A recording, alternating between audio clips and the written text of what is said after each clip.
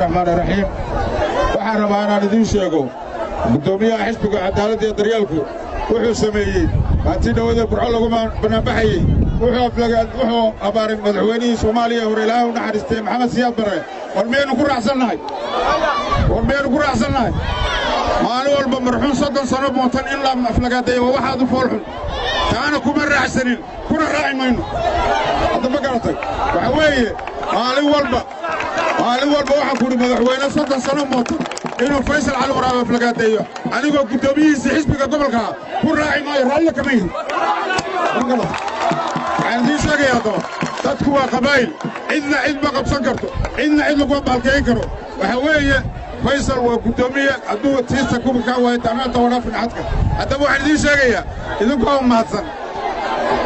waxaan idinka codsanayaa marxuumkaas abaal buu nagu leeyahay waxbarasho bilaas buu soo maray in Ilaahay u naxariisto faatixada u mara aamin